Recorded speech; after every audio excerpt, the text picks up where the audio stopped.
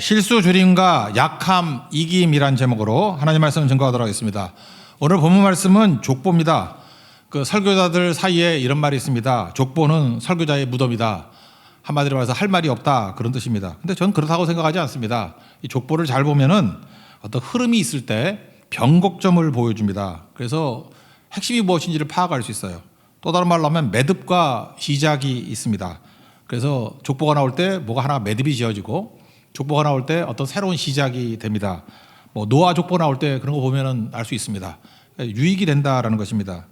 또 하나 족보가 보여주는 것이 뭐가 있냐면은 강조할 인물에 대해서 초점을 맞추는 겁니다.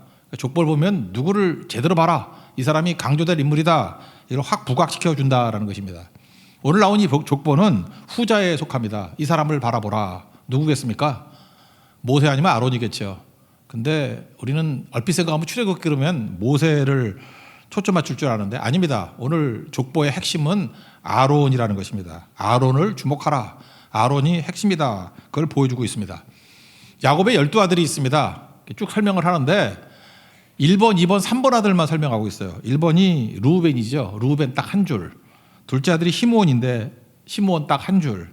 그러니까 일종의 추임새 같은 겁니다. 2번 아들 소개하려고 그러는 게 아니라 그냥 세 번째 레위를 소개하려고 그냥 추임새로 넣은 거예요. 레위에 관해서는 10줄이나 설명하고 있습니다. 여기서 강조하는 사람의 특징이 있는데 나이를 기록했습니다. 나이를 알고자 하는 게 아니고 나이 기록된 사람은 특별히 중요한 사람이니까 강조해서 잘 봐라, 뭐 그런 뜻이라는 것입니다. 여기 3명이 나오는데 그 흐름으로 보라, 이렇게 설명하고 있다는 것입니다. 먼저 레위가 있는데 레위는 아들 3명을 낳았습니다. 게르손, 고핫, 므라리. 그리고 레위에 대해서 주목하라, 이렇게 나와 있습니다. 16절 다 같이 읽겠습니다. 시작. 레위의 아들들의 이름은 그들의 족보대로 이러하니 게르손과 고핫과 므라리여. 레위의 나이는 137세였으며. 그러니까 137세에 죽었다, 이게 중요한 게 아니고 레위를 주목하라, 이게 핵심이라는 것입니다. 그리고 이 3명의 아들이 있는데 그 중에서 누구를 주목해야 되겠습니까? 여기 게르손, 고핫, 므라리가 있는데 오늘 성경을 보니까 나이 나온 사람이 나오잖아요. 두 번째 아들을 주목하라는 거예요. 두 번째 아들이 고핫인데 고핫을 주목하라는 거예요. 우리 18절 읽겠습니다. 시작. 고핫의 아들들은 아므람과 이스할과 헤브론과 우시엘이요. 고핫의 나이는 133세였으며. 여기 4명의 아들이 나오죠. 아므람, 이스할, 헤브론, 우시엘. 그런데 특별히 여기 나이가 나오잖아요. 그러니까 고핫을 중심으로 보고 이 4아들 중에 누구를 주목해야 될 것인가? 여기 또 아므람을 주목하라는 거예요. 아므람이 누굽니까? 아론과 모세의 아버지예요. 나이가 나오잖아요. 그러니까 이 사람을 주목하라. 20절입니다. 시작.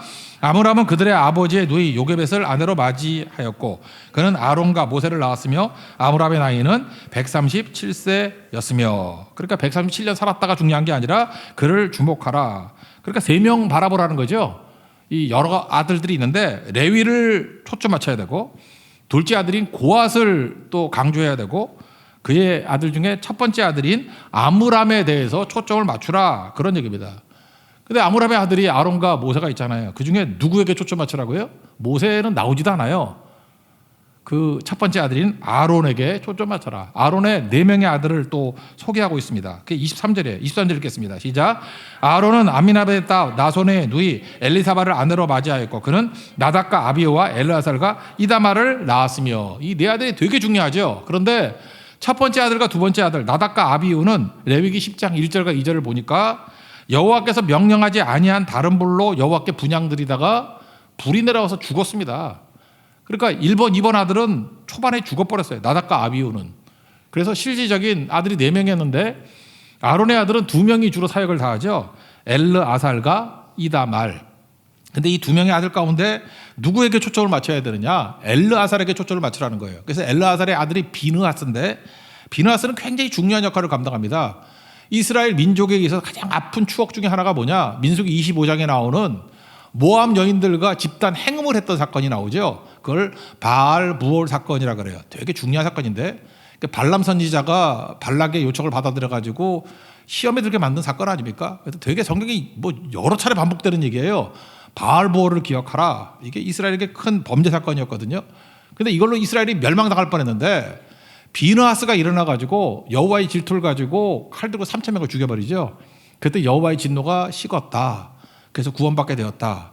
그때 비느하스여 일어나라. 비느하스가 칼 들고 일어났을 때 그가 누구라고요? 아론의 손자였다라는 거예요. 그의 아버지가 엘르아살. 그래서 이런 계보를 쭉 설명하고 있다라는 것입니다. 그러니까 핵심은 뭐예요? 이건 아론의 족보예요. 아론을 중심으로 두고 그의 그 조상 레위, 그다음에 고핫, 아므람, 그리고 아론, 그리고 밑에 두 세대를 설명하고 있죠. 엘르아살과 비느하스, 이렇게 6대를 설명하고 있습니다. 무슨 얘기예요? 이거는 아론이 중요한 것이고 아론을 주목해야 된다. 이걸 성경은 말해주고 있다라는 것입니다. 그리고 궁금증이 생깁니다. 왜 아론을 주목하느냐? 이유가 뭐냐는 거예요. 아론은 예배자였기 때문에, 예배 인도자였기 때문에 하나님께서 아론의 가문에 축복과 은혜를 한량없이 부어주셨다는 거예요.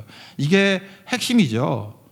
이스라엘은 두 종류의 지도자가 있었습니다. 하나는 정치 지도자, 그게 모세였고, 예배 지도자가 아론이었습니다. 우리는 모세를 더 유명하게 여기지 않습니까? 그래서 모세만 바라보고 있는데 모세는 이제 당대 끝나버렸습니다. 그의 아들 게르솜, 그 손자 요나단 다 깽판치다가 망한 사람들이에요. 그래서 모세 집안이 없어요. 콩가루 집안이에요. 근데 아론의 집안은 축복과 은혜가 넘치는 권능의 집안이 되었다는 것입니다. 이유가 뭐예요? 예배하는 집안이었기 때문에 그렇다, 그런 거예요. 모세가 했던 역할은 탈출의 지도자입니다. 출애굽이잖아요. 애굽에서 탈출하는 거, 몸이 탈출하는 거죠. 근데 아론이 했던 일은 뭐냐? 예배이기 때문에 백성들 속에 있는 애굽됨을 끄집어내는 거예요. 그래서 굳이 말하자면 적출, 우리 병원에서 그러잖아요. 장기 적출한다고, 빼내는 거. 탈출과 적출이에요. 탈출의 지도자는 모세고 적출의 지도자는 아론인데, 예배를 통해서 우리 속에 있는 애굽됨, 우리 속에 있는 세상됨, 우리 속에 있는 죄악됨, 이런 것을 적출해내는 사람이었다고요. 그래서 이 집안에 하나님께서 은혜와 권능을 더 주셨다는 것입니다. 우리 같으면 모세하고 아론 그룹에 누가 더 유명해요? 누구 하고 싶어요? 우리는 다 모세를 좋아하는데 성경 그게 아니라는 거예요. 모세 집안을 한번 보십시오. 그의 아들이 게르솜이 있었고 그 밑에 아들이 요나단인데, 사사기 18장 30절에 보니까 단지파라는 이단지파가 있었죠. 단지파가 자기들을 위해서 새긴 신상을 만들었습니다. 사사기 18장 30절인데, 모세의 손자요 게르솜의 아들인 요나단과 그의 자손은 단지파의 제사장이 되어 그 땅 백성이 사로잡히는 날까지 이르렀더라. 무슨 얘기예요? 이단 종파의 지도자가 되어버렸다는 거예요. 그러니까 모세 집안은 아주 망한 집안이 되어버렸다는 것입니다. 반면에 아론은 어떻습니까? 영원한 제사장 집안이죠. 영원한 예배 집안이죠. 그러니까 하나님 앞에서 우리가 살 수 있는 유일한 길이 무엇이냐? 예배하면 살고 아니면 무너진다라는 거예요. 여러분, 서양 이름들을 보면은 생각보다 모세라는 이름 별로 없습니다. 제가 보니까 달리기 선수했던 모제스라는 사람 하나 있었어. 그거밖에 없고 거기가 아론이죠. 에이론, 그죠? 아론이라는 이름이 엄청 많아요. 왜 그렇습니까? 기독교적인 뿌리를 갖고 있기 때문에 그래요. 모세보다도 아론이 축복의 이름이에요. 아론의 축복이라고, 그거를 우리에게 말해주고 있다라는 것입니다. 우리에게 그 초등학교 4학년에 하나가 있죠. 장아론이라고. 그 아버지 보니까 그 목사님 아들이에요.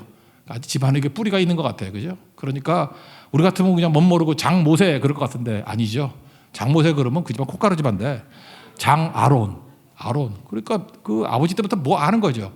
제가 조금 전에 물어봤더니 그 목사님인 아버님이 이름 지어줬다 그러더라고. 그러니까 뿌리가 있는 거죠. 그 누나 이름이 에스더인데, 그러니까 에스더도 그렇고 아론도 그렇고 다 공통점이 뭐예요? 내가 그 목사님이 그렇게 그 손자 이름 지어준 의미를 알겠더라고.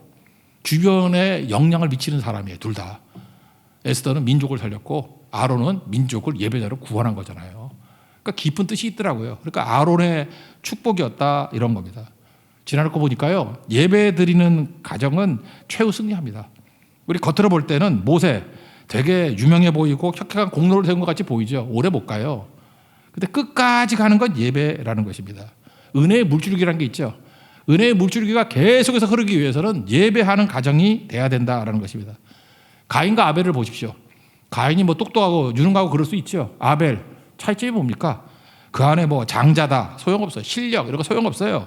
학력 좋은 대학 나오고 이거 소용없어요. 예배 드리는 가정이 되면 그 가정은 영원하다는 것입니다. 아벨의 계대가 흐르잖아요. 가는 곳마다 주의 이름을 불렀다고. 에노스가 그랬잖아요. 아벨의 가문들 예배하고 섬기는 그런 능력이 임하더라는 것입니다. 요한복음 4장 23절 보니까 아버지께 참되게 예배하는 자들은 영과 진리로 예배할 때가 온다. 그게 바로 지금 이때라는 거예요.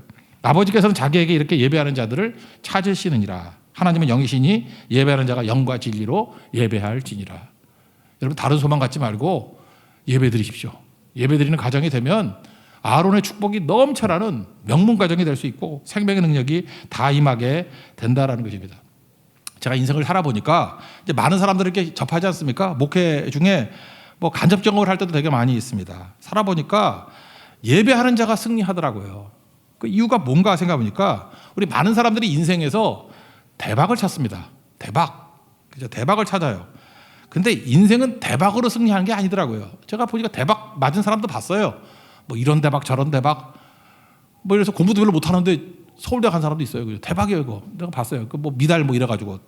또 어떤 사람은 돈 엄청 벌었어요. 뭐 IMF 때 고려 합섬에서 나와가지고 회사를 차렸는데 다 망하고 거기 받아가지고 엄청 또 부자가 되고 뭐 그런 대박도 봤어요. 그런데 문제는 뭐냐면 예배자가 아니면 그 대박이 망하는 지름길이 되더라고. 그것 때문에 무너지게 되더라고요.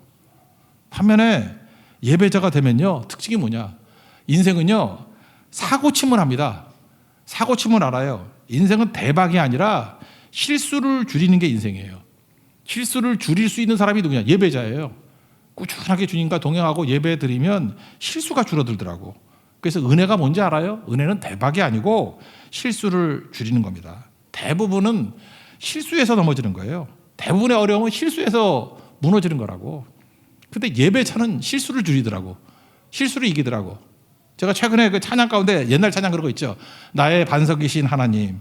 그 맨 뒤에 보니까 실수가 없으신 좋으신 나의 주. 그러니까 하나님에 대한 고백이 이런 고백이 나오더라고. 실수가 없으신 분이라고. 주님과 동행하면 우리도 실수가 없는 인생, 실수를 줄이는 인생. 누가요? 예배자가 이런 길을 걸어가게 되더라는 것입니다. 대박은요 잠깐 반짝거리는 것 같이 보이지만 나중엔 흔적도 안 보여요. 모세 집안이 그렇다니까. 모세 대박 아니에요. 그죠? 지팡이 하나 들고 뭐 홍해 가르고 왕따 대박이지. 뭐 치면은 뭐 물 나오고 대박 아니에요? 근데 아론은 뭐예요? 뭐 빌빌대고 별로 없잖아. 근데 평생 예배드리고 양 잡고 염소 잡고 피 뿌리고. 그러니까 이 집안이 오히려 실수가 없잖아요. 그죠? 끝까지 가는 거룩한 인생이 되더라는 것입니다. 제 친구 하나 소개해 줄게요. 제 친구 이석형이라고 있는데 이름을 왜 얘기하는지 모르겠네. 하여튼 간에 이 친구가 어려서부터 저거 싫었는데 그냥 맨날 얘기하는 게 자기가 전주이시래. 전주이신데 자기는 효령 대군파래요. 하도 한 10번은 들었어요. 효령 대군파. 그래서 그 뭐냐 그랬더니 자기 조상 때부터 내려오는 어떤 전통이 있대. 태종 이방원의 그 위로부터의 아들 3명이 첫 번째는 양녕대군. 세자였다가 폐세자 된 거 알죠? 양녕대군.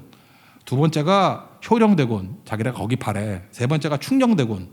이게 세종대왕 아니에요? 근데 자기가 효령대군 파래. 근데 효령대군이 어떤 분이냐? 자기가 설명하기를 당시에 조선의 평균 연령이 35세였답니다. 진짜 금방 죽었죠. 근데 효령대군은 91세를 사셨대. 엄청 지금도 91세 그러면 오래 사는 거 아닙니까? 근데 91세를 사셨대요. 그러면서 이 효령대군이 거쳤던 왕이 무려 9명이래요. 태정, 태세, 문단세, 예성, 연산군까지 10명이죠. 그러니까 설명하면 태조, 정종, 태종, 세종, 문종, 단종, 세조, 예종, 그 다음에 성종, 연산군 아기 때까지 그렇게 다 봤대요. 그러니까 조선 초기를 모두 직관하신 분이야. 얘기 들은 게 아니라 다 직관. 태조 봤어. 뭐 이런 거죠. 그죠? 정종 뭐 봤어. 다 본다는 거예요. 그죠? 그 다음에 태종 아버지잖아. 당연히 봤지. 세종 내 동생이야. 문종 뭐 동생 아들이야. 그죠? 세조 알잖아. 그 때려 죽이고 했던 뭐 그런 거. 단종 그러면 뭐 손자야. 뭐 다 하는 거야 다. 근데 오래 살았다는 거예요. 그죠? 오래. 그러면서 그 친구가 얘기하기를 뭐냐면 자기 효령대군파는요 대박이 없대요. 항상 얘기하기를 나대지 마라. 그죠? 나대다 죽는다. 조용히 살아라. 그래서 실수 없는 가문이라는 거예요. 실수 없는 가문. 그래서 맨날 자랑하는 게 그거예요. 전주희 씨가 많이 있는데 자기 효령대군파가 60만 명이 넘는데 제일 크대. 우리 가문은 대박을 추구하지 않는데 실수 없는 걸 추구한대. 제가 굉장히 일리가 있었어요. 그 친구도 지금도 별 실수 없이 조용히 잘 살고 있어요. 그죠? 효령대군파. 근데 영적으로 보니까 이게 비슷한 것 같아요. 예배자가 이런 거예요. 그죠? 뭐 대박은 아닌데 항상 주님과 동행하다 보니까 마지막에 가서 최종 승리하고, 그죠? 수도 엄청 늘게 되고 모든 것을 누리게 되더라는 것입니다.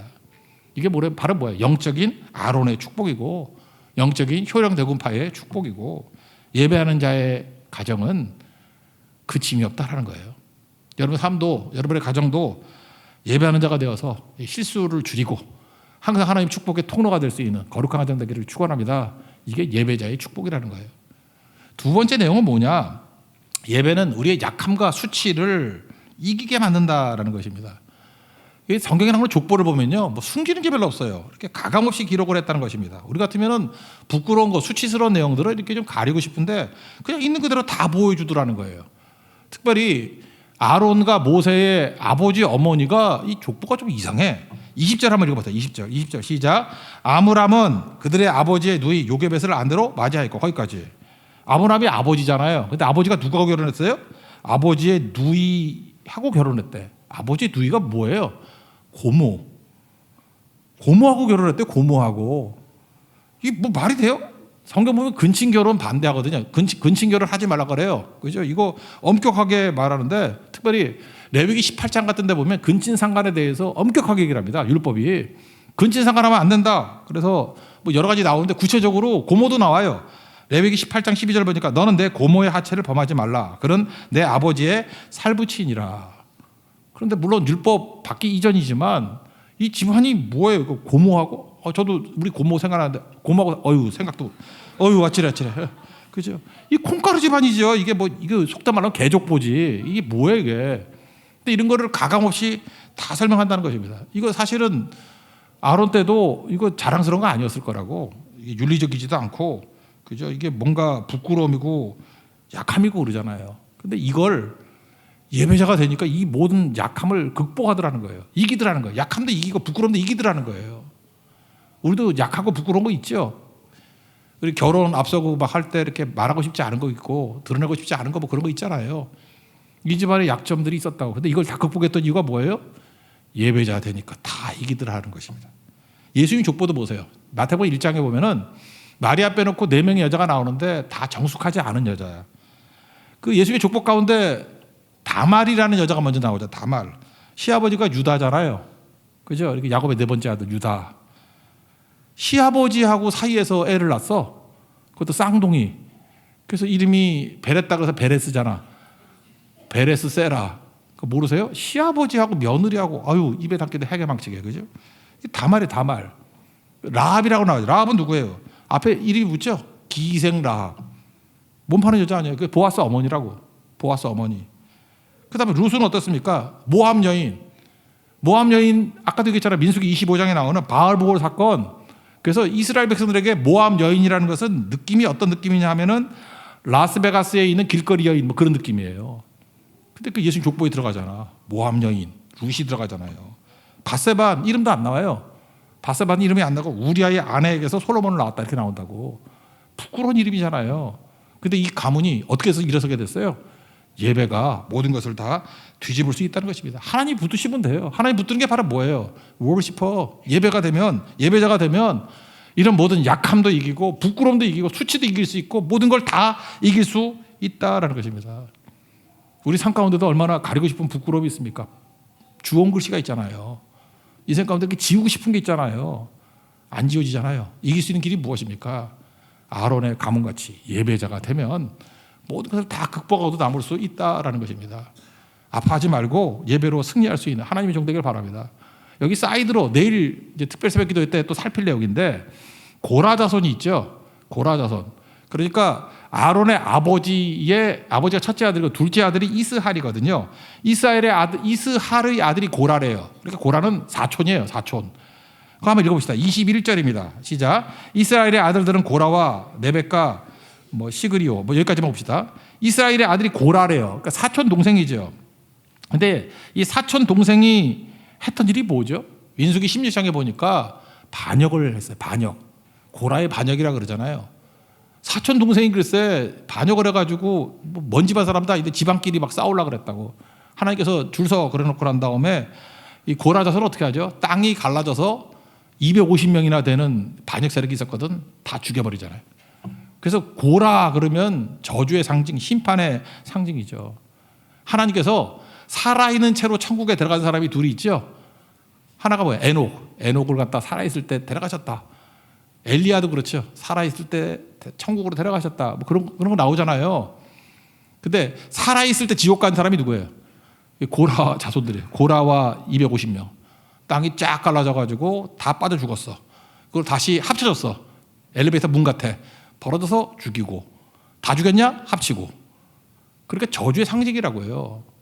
그런데 고라 자손이 이렇게 저주받은 집안이고 망할 놈의 집안이고 반역의 집안인데 시편 보면 1권, 2권, 3권, 4권 나오잖아요. 2권 시작이 42편이거든요. 고라 자손의 마스길 이렇게 시작돼요. 무슨 얘기예요? 고라 자손이 일어서게 됐다는 거예요. 어떻게 일어섰습니까?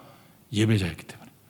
그들이 예배에 목숨을 걸었어요. 그랬더니 하나님께서 다시 영광스럽게 쓰임받게 만들고 역대하 20장 같은 데 보면 여호사밧 왕이 그 3개국 연합군하고 싸울 때 있잖아요. 그때 성가대가 맨 앞에 서가지고 나가가지고 승리했던 거 나오죠.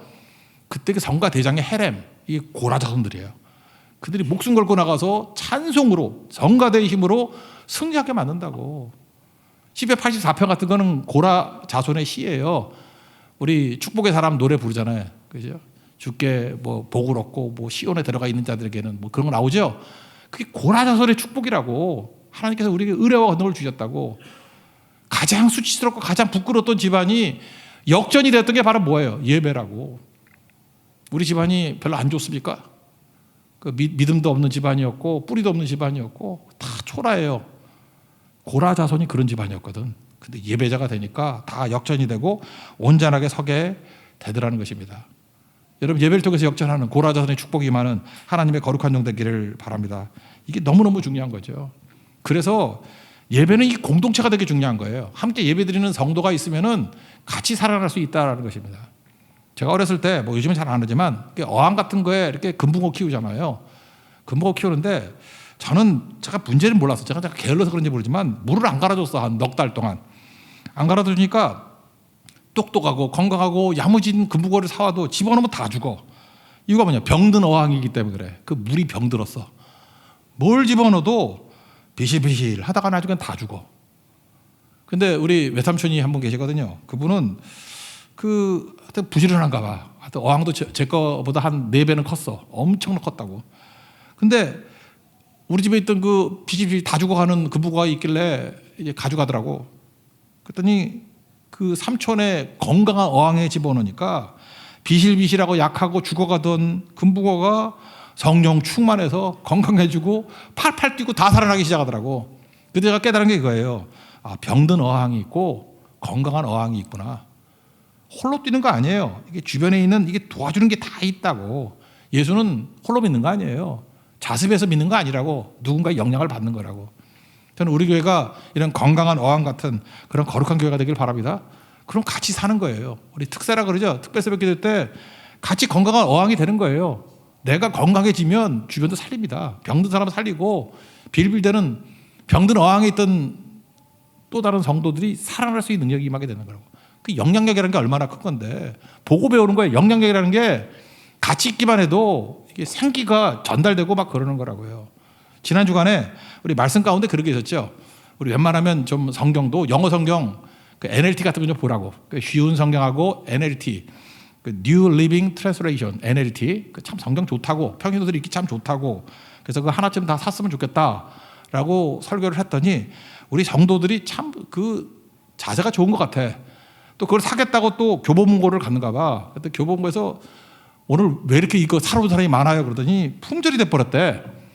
그죠? 그 얼마나 좋은지 모르겠어요. 그죠? 아마도 우리 교인이 그렇게 많이 갔을 리는 없고 딴 교인들도 뭐 설교 듣고 가서 샀는가 봐. 그래서 달라는 사람이 20명이 넘게 왔다 그러더라고. 그죠?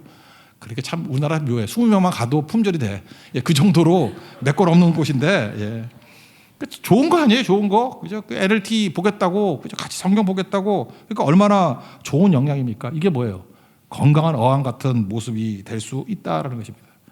같이 모여서 예배드리면요, 뜨거워집니다. 같이 모여서 예배드리면 살아나기 시작한다는 거예요. 말씀 들으면 어떤 일이 벌어져요? 예수님 제자, 엠마오로 내려가던 두 제자가 있었죠. 예수님 만나고 난 다음에 이렇게 표현하죠. 누가복음 24장 32절. 서로 말하되 길에서 우리에게 말씀하시고 우리에게 성경을 풀어주실 때 우리 속에서 마음이 뜨겁지 아니하더냐. 마음이 뜨거워져요. 말씀 들으면 마음이 뜨거워진다고.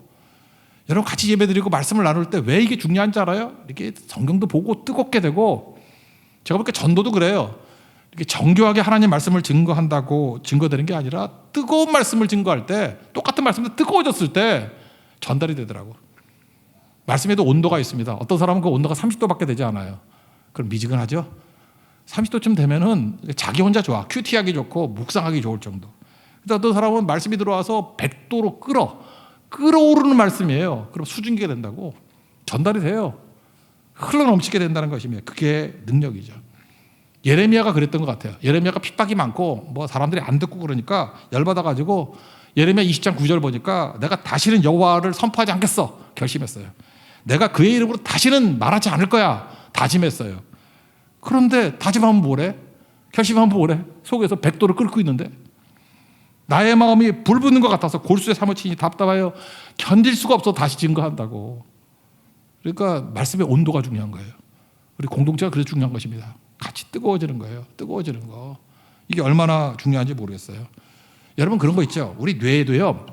이 거울 뉴런이라는 게 있대요. 뉴런. 그래서 상대방을 보면은 이렇게 비슷해지고 공감하고 이렇게 닮아가려고 하는 경향이 있대요. 그런 거 여러분 느끼시죠? 저도 이렇게 상담하다 보면 느끼는 게 있는데 뭐 힘들다, 어렵다, 죽고 싶다, 뭐 괴롭다 이런 성도하고 한 1시간 이렇게 있다 보면 기가 다 빨려.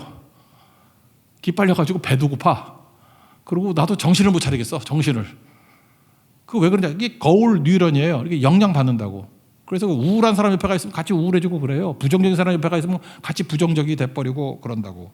그러니까 참 이게 관계라는 게 무서운 거죠. 그러니까 뭐야? 뇌도 스트레스 받는 거야. 스트레스 받은 사람 옆에 가 있으면 뇌도 스트레스 받는 거야. 이게 거울, 미러 뉴런이라고. 거울 뉴런. 그런데 하나님 앞에서 예배 공동체가 되고요. 그 안에서 말씀이 100도로 뜨겁게 있는 성도 옆에 가면은 같이 삽니다. 같이 기도하고 같이 능력이 있어지고 하나님 말씀이 얼마나 파워가 있는지를 깨닫게 된다는 거예요. 아론 집안이 그런 집안이었어요. 주변에 있는 많은 사람들이 식어지고 깨지고 넘어지고 할 때 이들을 예배드리면서 영혼들을 살리는 권능의 집안이 되더라는 것입니다. 그러니까 어떤 일이 벌어져요? 모든 약함, 수치, 부정적인 거 다 이기고 승리하는 모습이 되더라는 거예요. 히브리서 4장 12절 보니까 말씀의 능력이 나타나죠. 하나님 말씀은 살아있고 활력이 있어 좌우의 날선 어떤 것보다도 예리하여 혼과 영과 관절과 골수를 찔러 쪼개기까지 하며 마음의 생각과 뜻을 판단한다고. 이런 능력이 나타난다는 것입니다. 여러분들 하나님 앞에서 예배드리고 아론의 집안의 축복을 누림으로 말미암아 모든 수치, 부끄러움 다 이기고 약함 이기고 언제나 승리하는 하나님의 거룩한 종 되기를 축원합니다. 예, 자리에서 일어나겠습니다. 우리 리빙 호흡 찬양하겠습니다. 깊은 절망에.